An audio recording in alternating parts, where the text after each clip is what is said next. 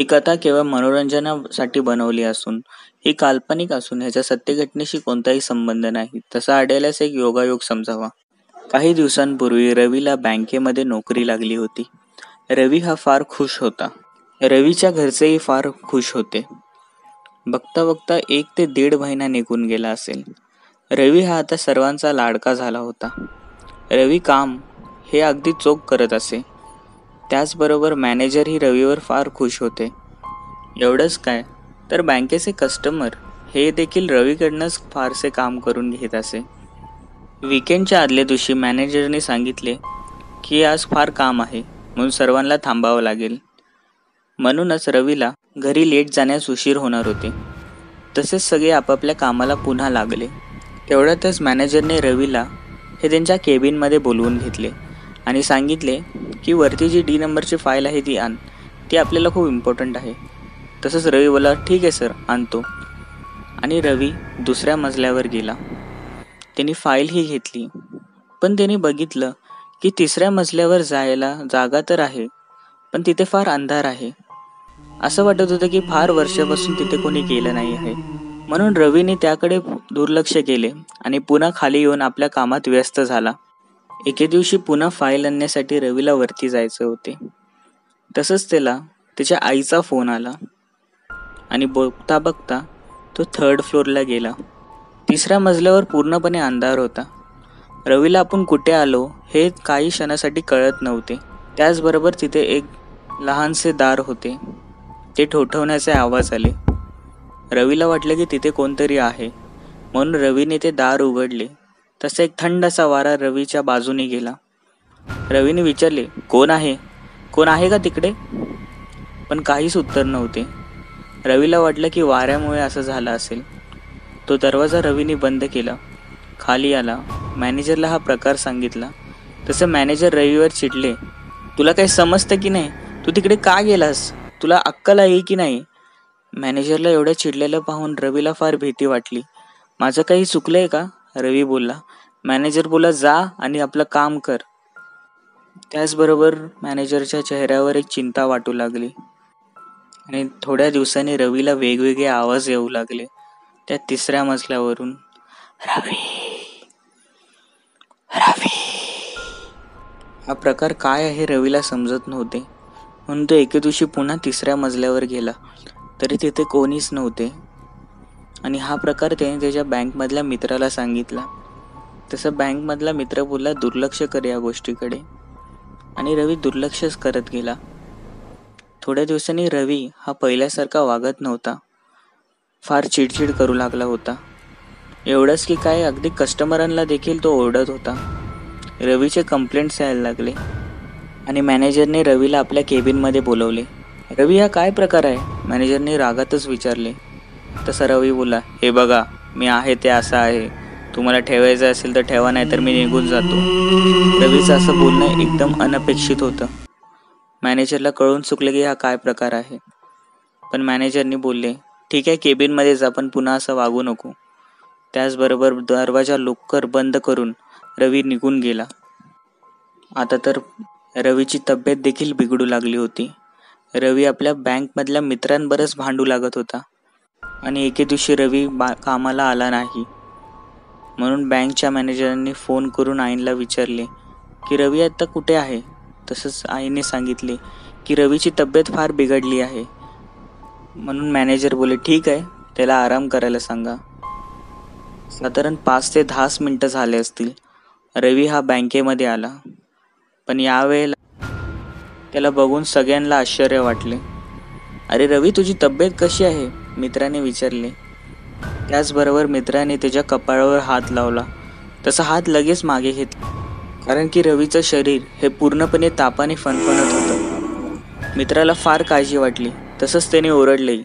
तसंच रवी बोला, हे बघ, तू शांत राहा, जेव्हा गरज होती तेव्हा आला नाही. मित्रालाही आश्चर्य वाटले की रवी असा का बोलतोय.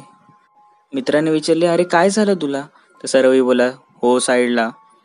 आणि रवी आपल्या टेबलवर जाऊन काम करू लागला आणि ह्यावेळेला तर चक्क तो पेपर फाडू लागला. मॅनेजरलाही फार भीती वाटली. म्हणून मॅनेजर बोले, हे बघ रवी, तू घरी जा, ऐक माझं. तसं रवीने जे उत्तर दिलं ते पूर्णपणे अपेक्षित होतं.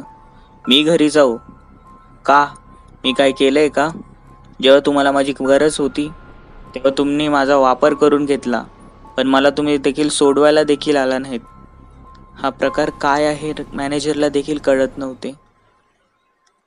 आणि त्याच वेळेला रवीने समोरचा कम्प्युटर घेऊन जोरात आपटले आणि बोलू लागला, बंडू कुठं आहे?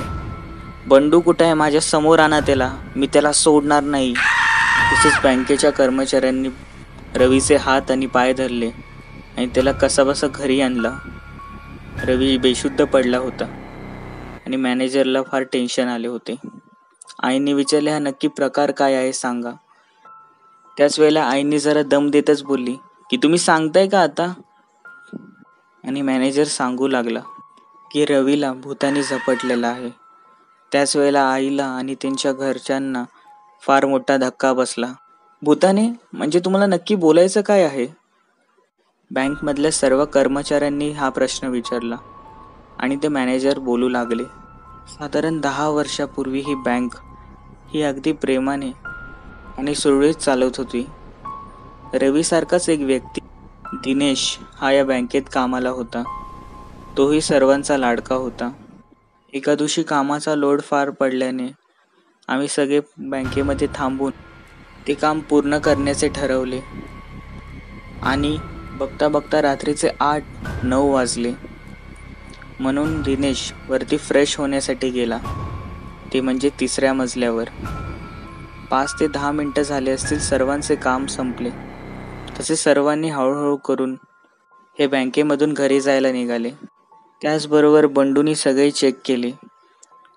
दिनेश हा वॉशरूममध्ये असल्यामुळे तिथे कोणाचे लक्ष गेले नाही आणि न कळतच 3ऱ्या मजल्यावर बंडूने कडी घातली आणि दिनेश आतमध्येच लॉक झाला.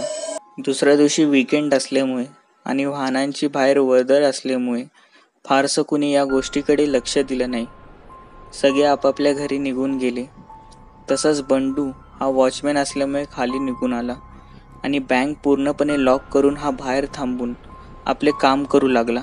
आणि याचमुळे दिनेशने दार ठोठावण्याचा प्रयत्न केला.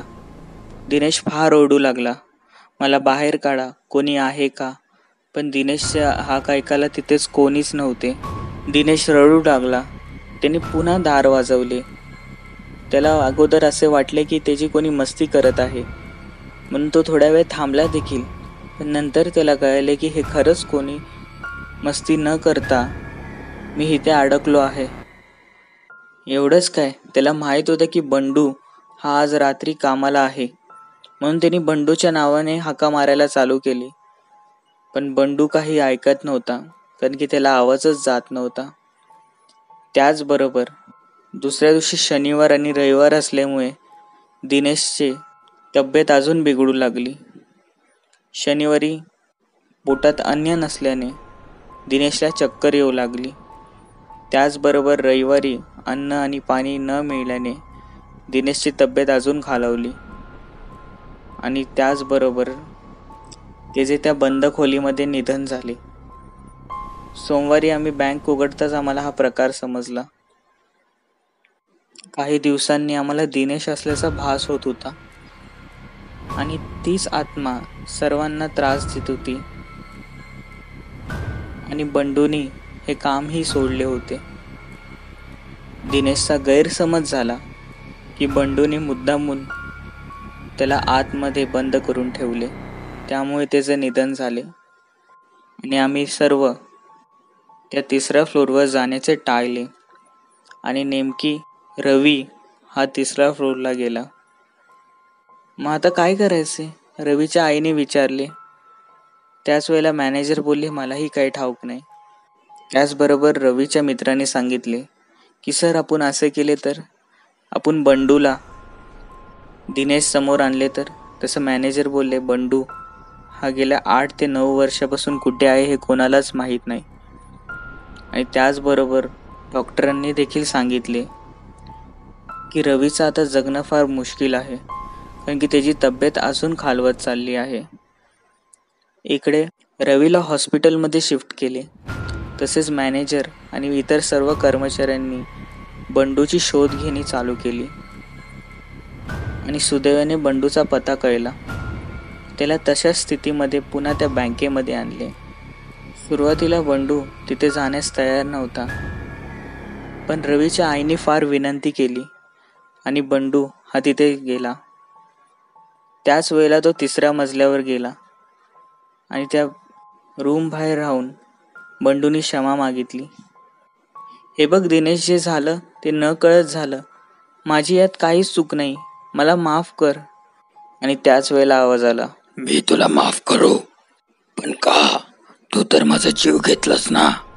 तसं बंडू रडू कोसळला आणि बंडू बोला, नाही रे, मी खरंच तसं नाही केलं, मला माफ कर. पण दिनेश बोलला, नाही, आता तुझा जीव घेतल्याशिवाय मी तुला माफ करणार नाही. आणि त्याच वेळेला मॅनेजर बोलू लागले की हो का, नक्की हा तोच दिनेश आहे का, जो सर्वांशी चांगलं वागत होता, ज्याला कोणाचं दुःख बघवत नव्हतं. दुसरं कोण चिंतेत असे तर हा दिनेश त्यांची समस्या सोडवत असे. दुसऱ्यांच्या चेहऱ्यावर हास्य पाहणारा तू आज दुसऱ्यांचा जीव घेण्यावर उठलास. आजही जुने बँकेतले लोक आणि कर्मचारी हे तुझी आठवण काढतात, हे तुलाही माहीत आहे. हे केवळ तुझ्या चांगल्या कर्मामुळे. कदाचित तुला माहीत नसेल, पण बंडूने हे मुद्दामून नाही केलं. त्याच्याकडून न कळत ही घटना घडली आणि तू त्या बंडूचे प्राण घेणार आहेस.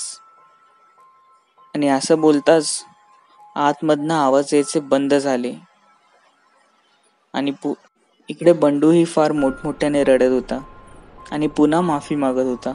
माझ्याकडनं खरंच चूक झाली, पण ती न कळत होती, मला माफ कर दिनेश, असं तो मोठमोठ्याने रडत होता. आणि त्याच वेळेला ते दार उघडले आणि एक सरसा वारा बंडूच्या बाजूने जात खिडकी फोडून बाहेर गेला. दुसरीकडे बंडू हा माफी मागत होता. त्याच वेळेला मॅनेजरला एक फोन आला. तो फोन रवीच्या आईचा होता आणि तिने सांगितले की रवी आता शुद्धीत आला आहे आणि डॉक्टरने सांगितलं आहे की चिंता करण्याची काही गरज नाही. आणि मॅनेजरनी बंडूला हा प्रकार सांगितला. त्याचबरोबर मॅनेजर बोलले की कदाचित दिनेशला हा गैरसमज असेल की तू त्याला मारलेस, पण तो गैरसमज आता दूर गेला. त्याचबरोबर रवीही फार बरा झाला आणि ती बँक आता चांगली चालू आहे. तर मित्रांनो, ही कथा तुम्हाला कशी वाटली मला नक्की सांगा. आवडली असेल तर लाईक करा, नसेल आवडली तर डिसलाईक करा, सबस्क्राईब नक्की करा. थँक्यू.